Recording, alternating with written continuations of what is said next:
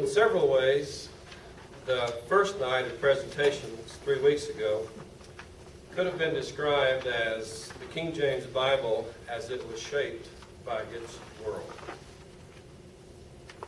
Tonight's presentations could be described as the King James Bible and the world it made. In fact, that's the title of the symposium at my alma mater at Baylor University in April of this year. And they just recently published the presentations at that symposium called The King James Bible and the World It Made. And that's what we're talking about tonight, the impact the King James Bible has had on the world these last 400 years. And what I want to share tonight is some work about work of the King James Bible translators, the committee itself, reactions to their work, revisions of the King James Bible, and then further developments in the King James Bible tradition, modern development in translation theory, and the rise of numerous modern versions as a reaction to the King James Bible tradition. So we'll be here for the next couple of hours or so. As we heard in our previous presentations in this series 3 weeks ago, the King James Bible was a part of a long tradition of translating the Bible into English. From Wycliffe down through the Douay-Rheims Bible, which was the Old Testament came out, New and Old Testament together in 1609, just 2 years before King James Bible. The Douay-Rheims was the first Catholic translation of the Bible into English. And all of these lay the groundwork for the King James Bible in a lot of different ways. As you see, the 16th century, everything in the 1500s, was one of two great periods of time of English Bible translation. The second was the second half of the 20th century, and now the first decade of the 21st century. The first Bible to be translated by a committee was the Geneva Bible, right here in 1560.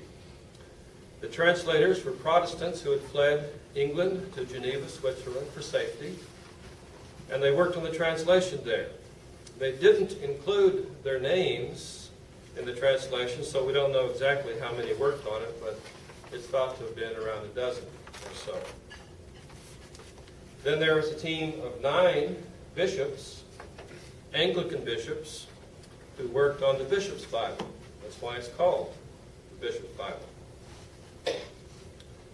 But the King James Bible was undoubtedly the most extensive revision or translation up to that period of time.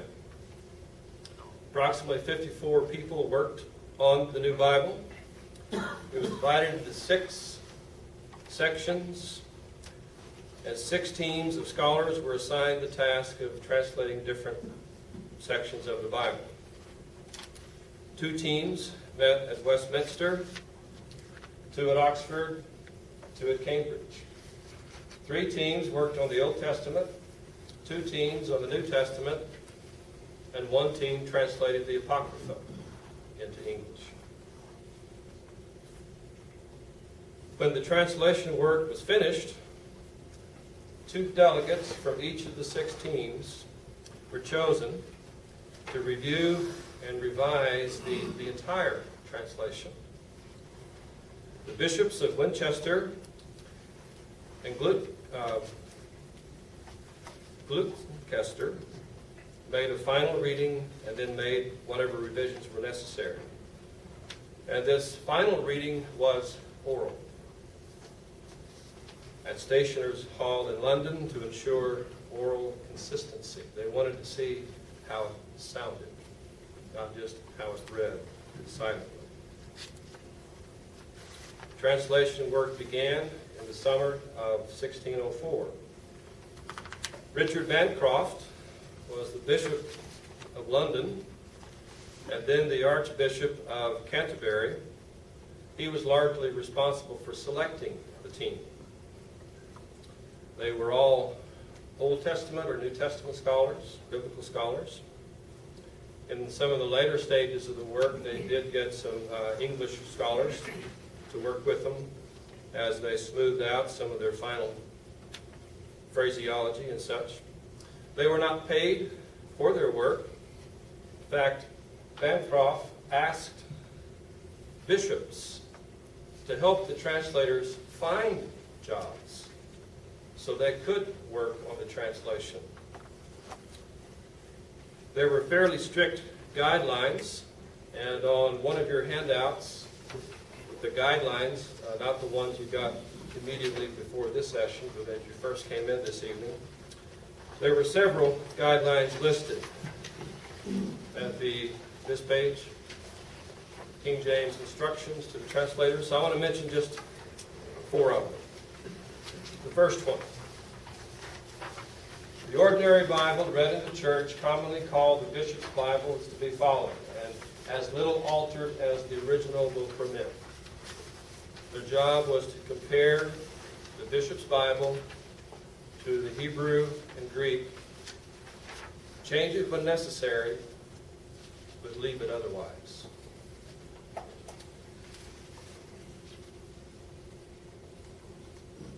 Stay there for now. Look at number 3 on your list. They were to keep old ecclesiastical words such as church, not congregation. In other words, they were to keep the traditional church words. Number 6, no marginal notes were to be included except to explain unusual and difficult Hebrew or Greek words. The reason for that was the Geneva Bible had all kinds of marginal notes that were often caustic, dealing with political situations, statements against the king, and other kinds of things. Because remember, the Geneva Bible was translated by Protestants when the Queen was Catholic in England, and they were fighting in Geneva for safety. And many of the marginal notes were very negative, directed toward the Queen and others who worked with her. Number 14. They would also use translations when they would agree better with the text than what the Bishop's Bible did. They were to use Tyndale's, Matthew's Bible, Coverdale's Bible, Whitchurch's Bible, that is the Great Bible, and then the Geneva Bible. This is from the preface that they wrote to the translators to the reader. And I'm not going to read the whole thing, but just a couple of excerpts here. Truly, good Christian reader, we never thought from the beginning that we should need to make a new translation, nor yet to make of a bad one a good one. Then I refer to the Pope a little bit, little caustic references themselves, but to make a good one better. That's the purpose of this translation. Hence the name of our symposium, to make a good one better. Or, out of many good ones, one principal good one, not justly to be accepted against, that hath been our endeavor, that are marked. So that was their purpose, to take a good translation and to improve it. And that was the Bishop's Bible. As you see on your list of King James instructions, the 14th rule, again, indicates that the translators didn't sit down with the blank sheet of paper in front of them to translate from the Hebrew and the Greek Bibles. Quoting Alistair McGrath here, they stood in a long line of translators and were conscious that their task would be influenced considerably, perhaps more than they cared to admit, by the English translations already in circulation. Their approach to translation was fairly literal, which was the typical style of translation in the Middle Ages. A very formal approach. And this would ensure that every word in the original, Hebrew or Greek, was rendered in English by an equivalent word. So word for word. Now, they also would have to make it clear when they added any words to make the sense clearer or lead to better English syntax. And these words that they added, and all translations have to do this, not just with the Bible, but anything. You have to add a few words here and there to make it clearer in your receptor language. And these originally, the words they added were originally in Roman type, whereas the rest were in the black letter type. So this is right here. This is where they would have added the phrase "these things" to make it distinctly different. In more recent times, however, they use what we call italics. And another principle they followed was to follow the basic word order of the original wherever possible.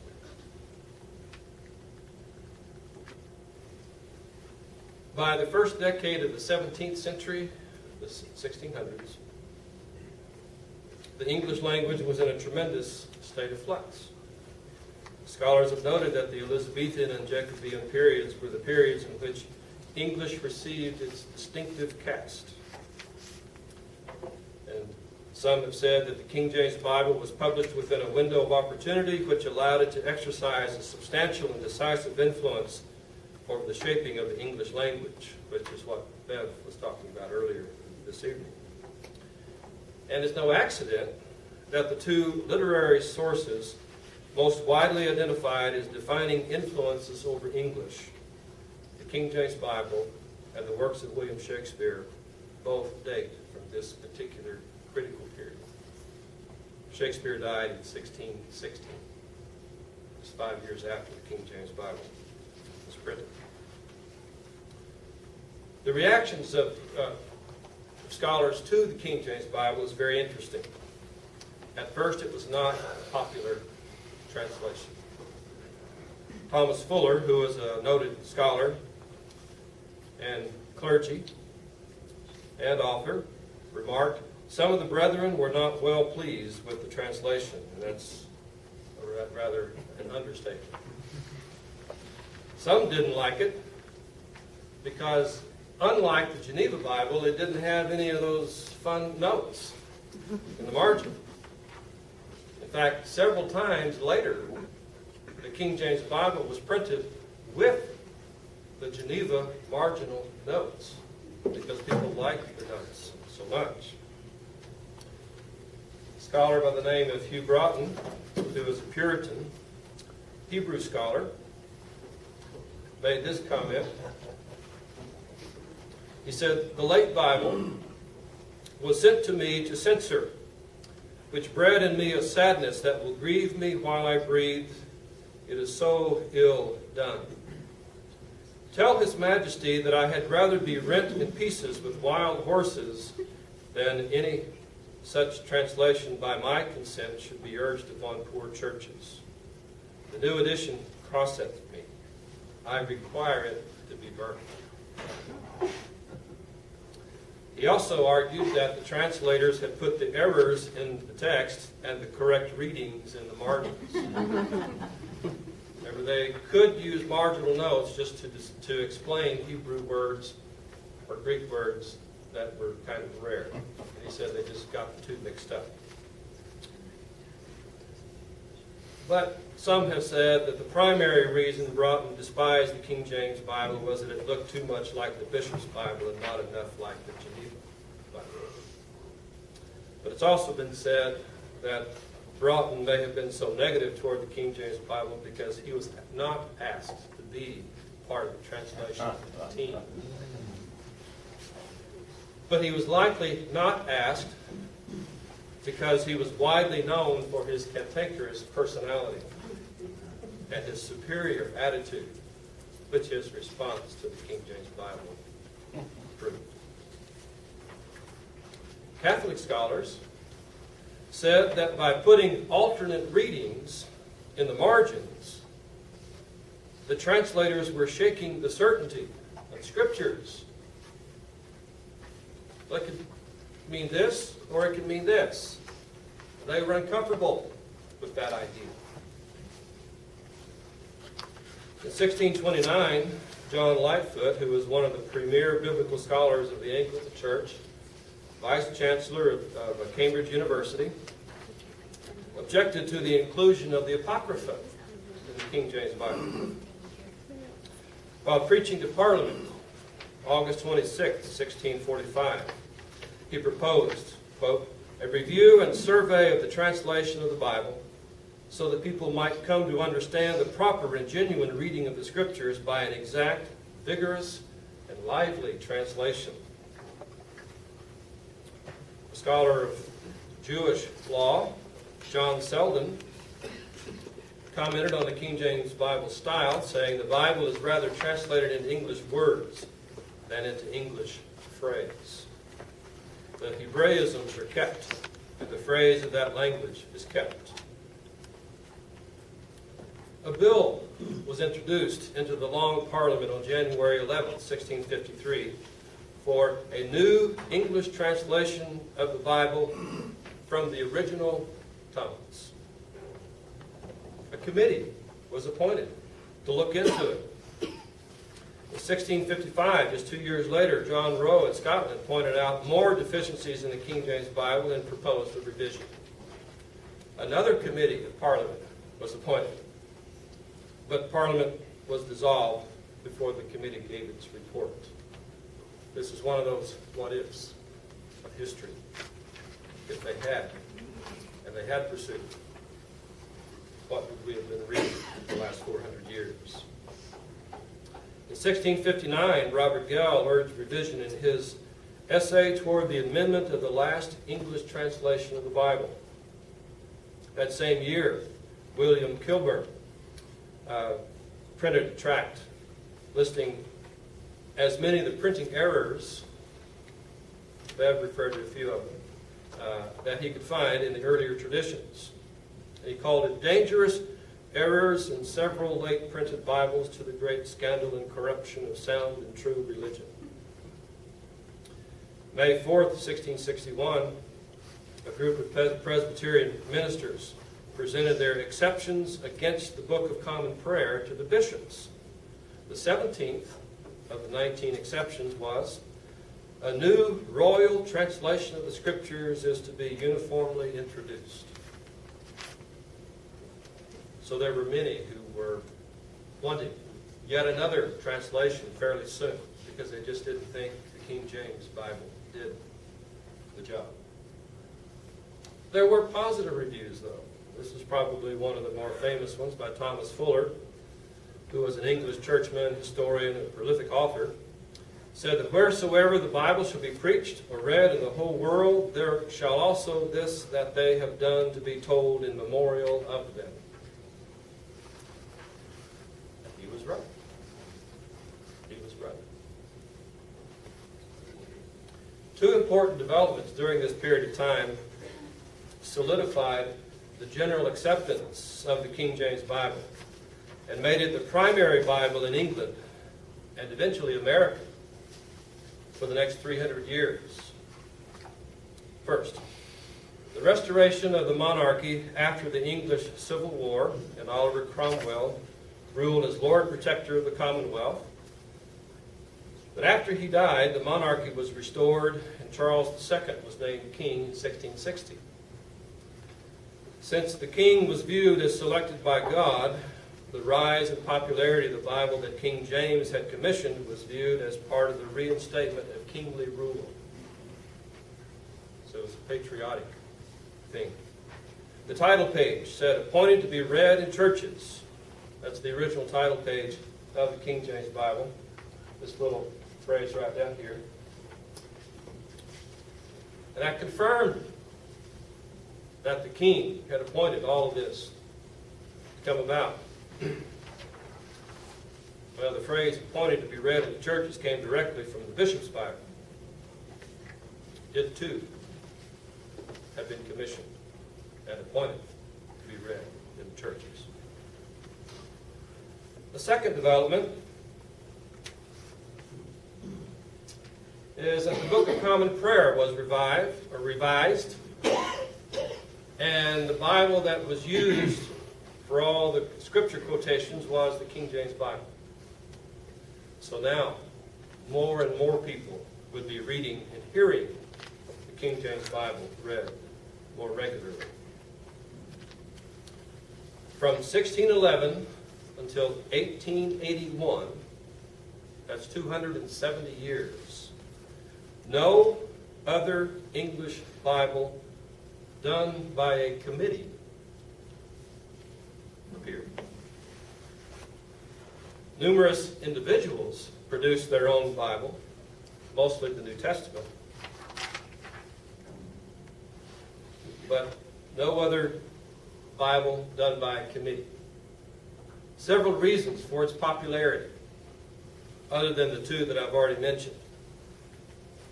It was produced in England, commissioned by a king, a Protestant king. It was published both in large editions, as you see in our display area, but also smaller editions, so people could actually carry one around if they could afford to buy one.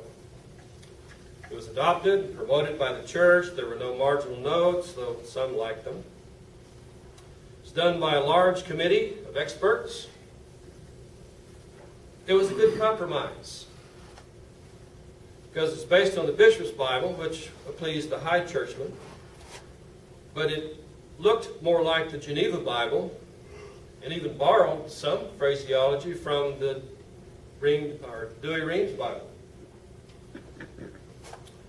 Had something everyone could like, in other words. The establishment of the British and Foreign Bible Society in 1804 helped circulate the King James Bible even more widely at an affordable price. And they adopted the policy that that was the only Bible they would circulate. And this is where the first time the word authorized appears in the King James Bible.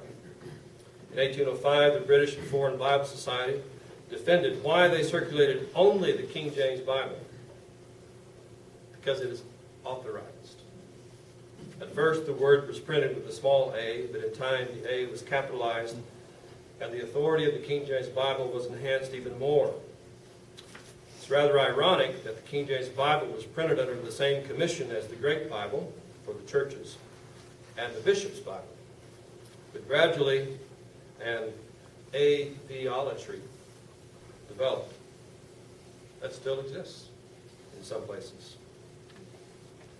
Between 1700 and 1800, 16 complete Bible translations and 28 New Testament translations appeared. None became popular.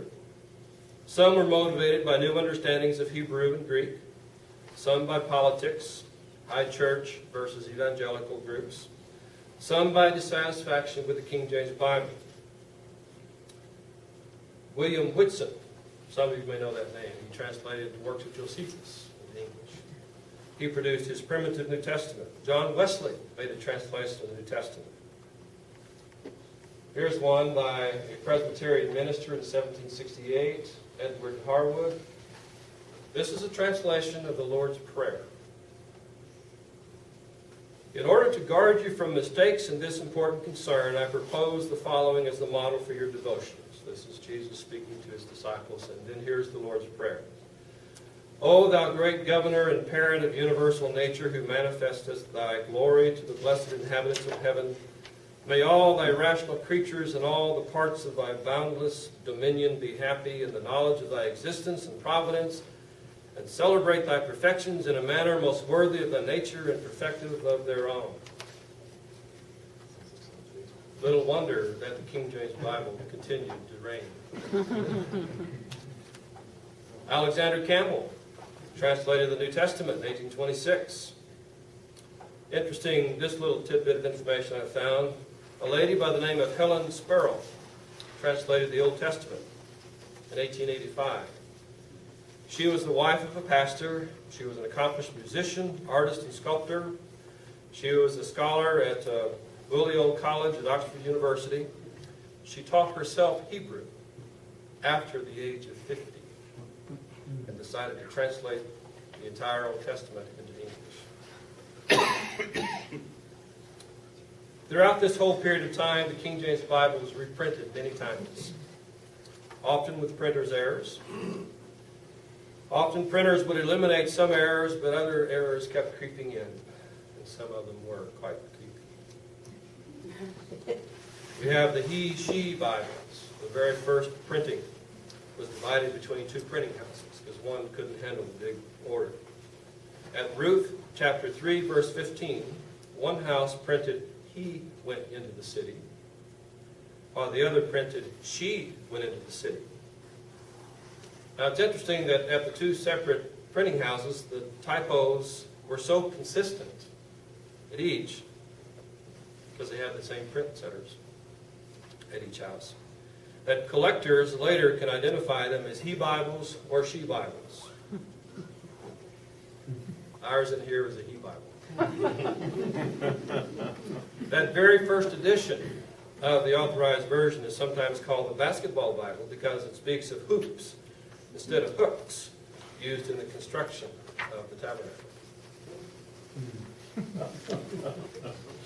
The 1716 edition has Jesus to say in John 5:14, "Sin on more," instead of "sin no." In 1792, Philip, rather than Peter, denied the Lord 3 times. 3 years later, the Murderer's Bible was printed. It was called this because in Mark 7:27, Jesus reportedly told the Syro-Phoenician woman, "Let the children first be killed," instead of "let the children first be filled."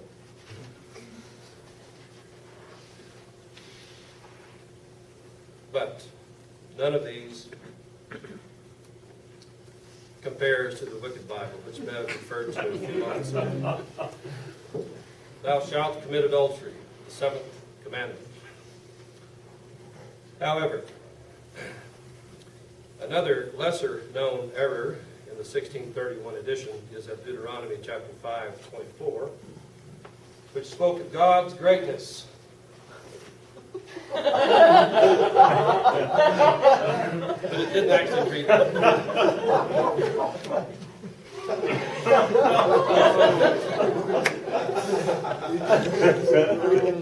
The Wicked Bible was such an embarrassment to the Anglican Church that the Archbishop ordered the Bibles to be burned. And he fined the printer, Robert Barker, £300, which was a lot of money in those days. He had been the king's printer since the Authorized Version had come out. He died 14 years later in debtor's prison.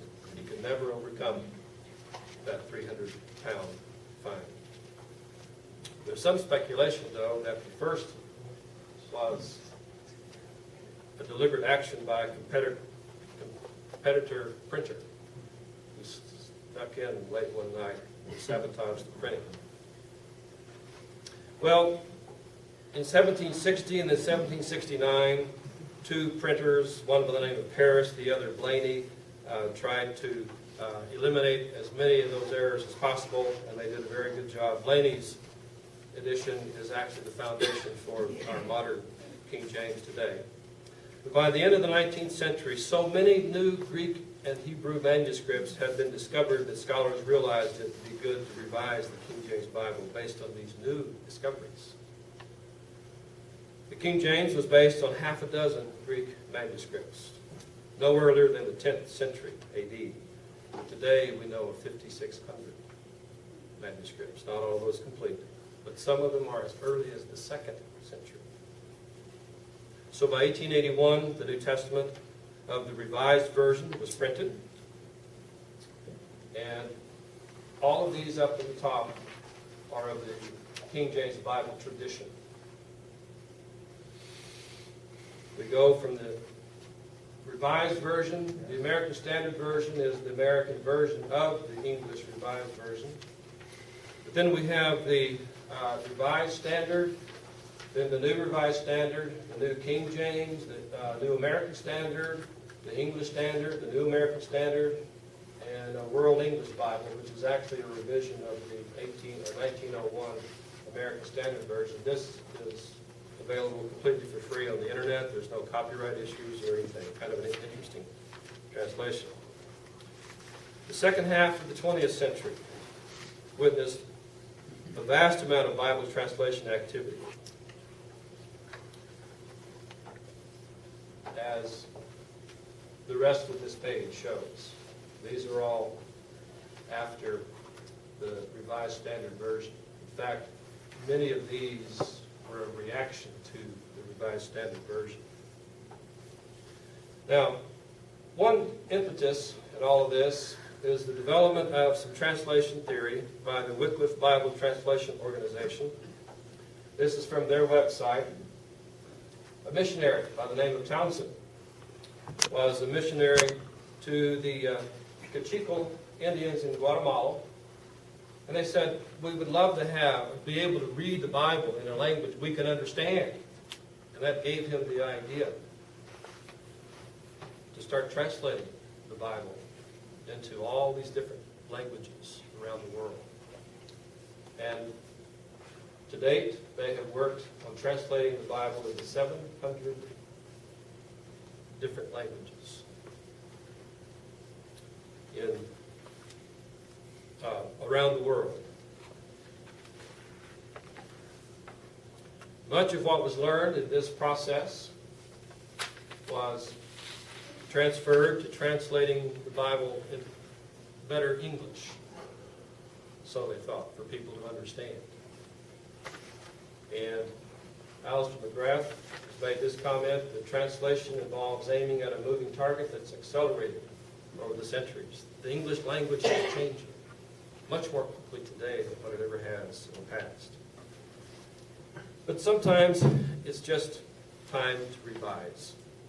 For example, the Revised Standard Version has in chapter 50, verse 9 of the book of Psalms, God says, I will accept no bull from your house. Now, in 1952, that meant God would not accept any sacrifices, including bulls. But by 1989, I will accept no bull meant something very different. Time to revise. And so the New Revised Standard Version. There was a second impetus, though. It's a reaction to the Revised Standard. The second impetus for so many new translations. In 1952, when the Revised Standard came out, countless people reacted against it. For example, Senator Joe McCarthy blacklisted it because the Revised Standard used the term comrades in several different places. And everyone knows that only communists use the word comrade. Furthermore, the New Testament edition, when it came out, was published in a red leather binding. You combine red with comrades, what do you get? McCarthy convinced the U.S. Navy not to allow it to be used among his ranks. The original editor of the translation once received an urn from a pastor with the ashes of the Revised Standard Version that he had burned during a church service. The second chief editor, Bruce Metzger, inherited the urn and once remarked that translation work today is much safer than it used to be because now only the translation is burned rather than the translator.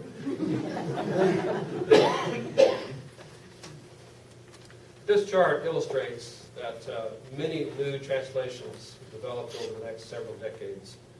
And the New International is directly in response to the Revised Standard. Even though it came out several years later, the project actually began in 1956. It didn't come out in 78, it began in 56 as a reaction to that. But the NIV itself has been the center of tremendous controversy, especially in the last the old Italian proverb. I'll come back to this in a minute.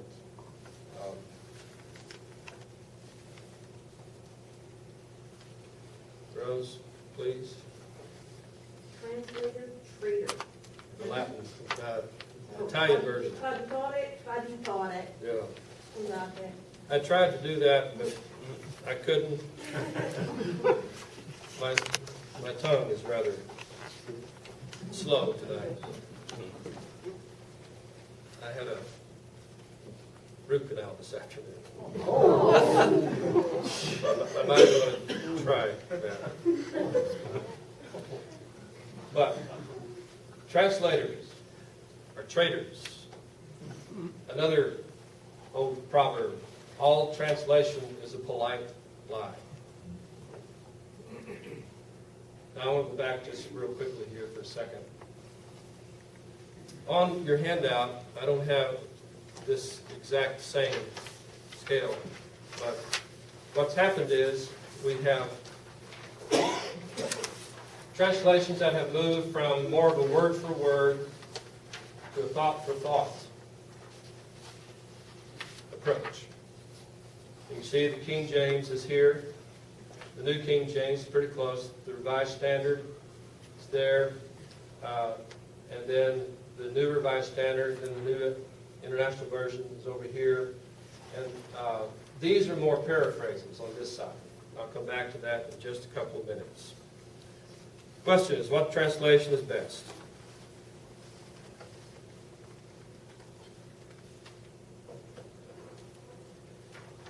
Gordon Fee, man his name Strauss, wrote How to Choose a Translation for All Its Worth. They've suggested 4 criteria that are important. It's accurate, it's clear, it's natural in the way that it reads, the way that it sounds, and it's audience appropriate.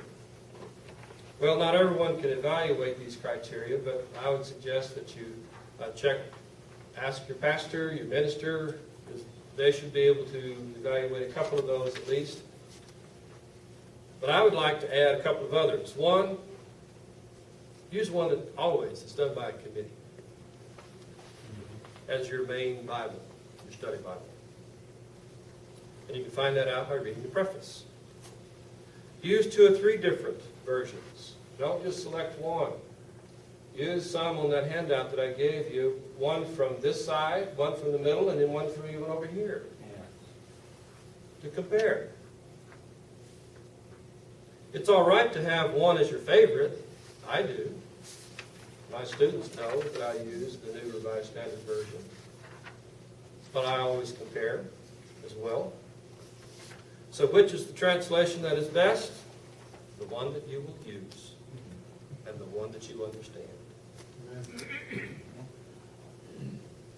And as you see in sales, the New International Version has taken over the King James Version. And I'm going to skip, audience appropriate. They've even analyzed the grade levels for the different versions. King James, have to be a graduate student just about. Of course, the language has changed so much. You really have to learn a new vocabulary. And that's fine. People who enjoy that, appreciate that, respect that, that's great. I'm going to come back down to the end and just close out. I want to return to the preface addressed to the original readers of the King James Bible. The translators reminded the readers that they were not perfect. They did not regard the translation or any translation as inspired. They were simply trying to make a good translation better. That's the overall purpose of translating the Bible, to help people to have a better understanding of God's Word. Unless we know and can adequately use the original Hebrew, Aramaic, and Greek of the Bible, we are bound to translations. And through this symposium, we honor the original translators of the Bible into English: Wycliffe, Tyndale, Coverdale, Matthew's Bible, the Great Bible, Geneva Bible, the Bishop's Bible, the Douay-Rheims Bible, and especially those who gave their lives in this labor of love and courage. The mission of the original King James Bible translators should continue to be ours as well. They were trying to make a good one better, which they accomplished eloquently. And so should we for our world today. Our committee hopes that this symposium has been helpful and encourages you to renew your understanding and appreciation for all the work that has gone on through the centuries, so that you and I may read the Scriptures in our own language. And may the Lord bless all those who have endeavored so diligently through the centuries in this process, as well as those who continue to make a good one better.